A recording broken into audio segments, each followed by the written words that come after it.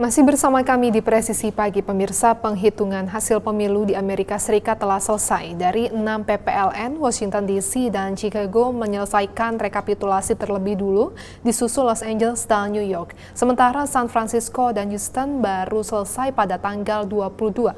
Selengkapnya kita ikuti laporan jurnalis VOA Yuni Salim.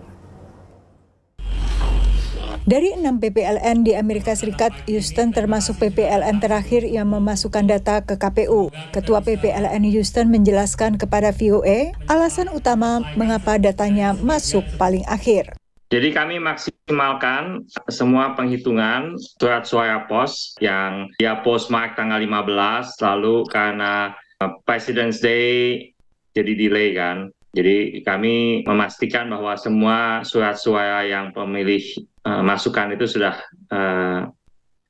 misalnya kita hitung bersama.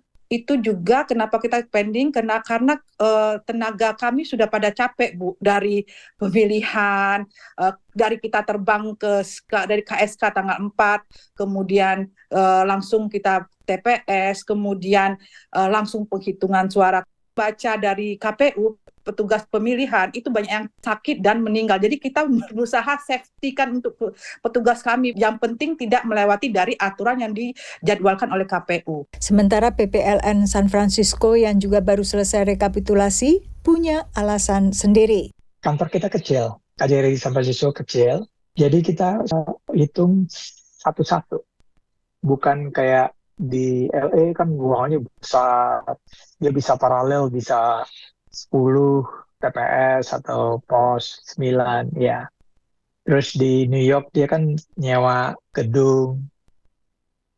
Kalau di KJRI ini mungkin bakalan lama juga kayak kita. Itu aja kendalanya, kita nggak bisa bikin paralel. Nggak ada ruangan. Dari PPLN San Francisco maupun Houston, paslon nomor 3 meraih suara terbanyak disusul paslon 2 dan 1. Sementara dalam Pileg, PDIP menduduki peringkat pertama, disusul PSI dan PKS. Isu kesalahan rekapitulasi tidak terjadi di Amerika Serikat karena jumlah yang dihitung tidak terlalu besar dibandingkan surat suara di tanah air. Begitu pula dengan kemungkinan terjadinya kecurangan.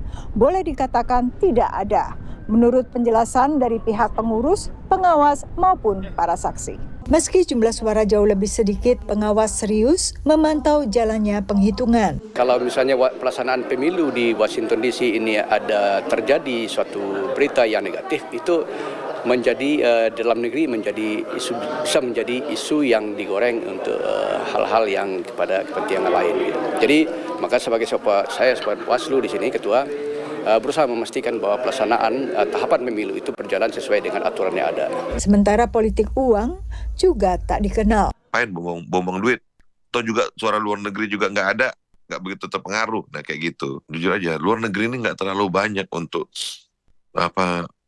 kampanye duit segala macam, nggak banyak yang mau ngasih itu, makanya kampanye di sini kan maksudnya nggak banyak. Sedangkan untuk kesalahan rekapitulasi seharusnya bisa dihindari jika dilakukan dengan benar. Dengan selesainya rekapitulasi hasil Houston dan San Francisco, maka untuk Pilpres di seluruh Amerika Serikat, paslon Ganjar Mahfud unggul. Dari Washington DC, demikian laporan tim VOA. Di negara bagian Texas, Amerika Serikat, orang-orang membuat kloningan hewan peliharaan kesayangan mereka agar hewan yang identik secara genetis bisa hidup setelah hewan kesayangan mereka mati. Berikut laporan jurnalis VOA Rio Tuasikal. My original cat was named Chai, and she was what I can only explain as my soulmate pet. I have never had a relationship with an animal like I did with her in my life ever before or since. Ikatan emosional pelatih hewan Kelly Anderson dengan kucingnya begitu kuat, sehingga ia memutuskan untuk mengkloningnya. I struggled with depression when I had her. She saved my life more times than I can count. So it was very rough when she passed. Kelly pergi ke Viagen Pets and Equine, sebuah perusahaan kloning kucing, anjing, dan kuda yang berbasis di Amerika Serikat. Upon receiving the sample, we'll do a cell culture. We use a portion of the cells we've preserved to create cloned embryos, and then those are transferred to surrogate moms, and then from there it's a normal pregnancy period. Butuh waktu 4 tahun untuk mengkloning kucingnya. Kelly mengatakan meskipun lama, menunggu kucing itu datang, ibarat setitik cahaya di dalam kegelapan.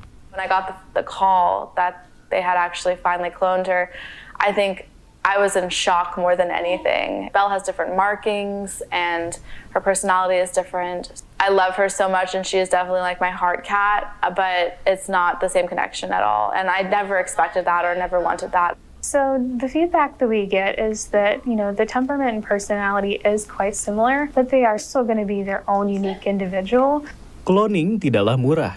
6 tahun yang lalu, Kelly membayar $25.000 atau 390-an juta rupiah. I definitely took out a loan because I don't have that kind of money laying around. I'm just a broke dog trainer. I'm not Paris Hilton. Selebritas Paris Hilton menggunakan Viagen untuk mengkloning anjingnya dan menghasilkan 2 anak anjing baru. Musisi Barbara Streisand juga mendapatkan 2 anjing hasil cloning dari Kutong de Tulie kesayangannya. Kelly, yang memiliki akun Instagram untuk Belle bernama Clone Kitty, mengatakan meskipun ia dapat banyak cacian di media sosial, ia tidak menyesal. It was never about resurrecting her or reincarnating her. It was, I just wanted a piece of her to carry on. Belle is that small piece of her. Kelly juga memiliki DNA dari anjing Siberian Husky miliknya, Ghost, yang disimpan di Viagen dengan harapan dia dapat mengkloningnya satu hari nanti. Isu cloning hewan, baik untuk penelitian maupun komersial, masih menjadi pro kontra di Amerika Serikat. Sebuah survei pada 2018 oleh Statista menunjukkan 51% responden menganggap cloning hewan salah secara moral, dan hanya 40% yang menganggapnya bisa diterima. Dari Washington DC, saya Rio Tuasikal dan tim VOA. Tetaplah bersama kami, Presisi Pagi akan segera kembali.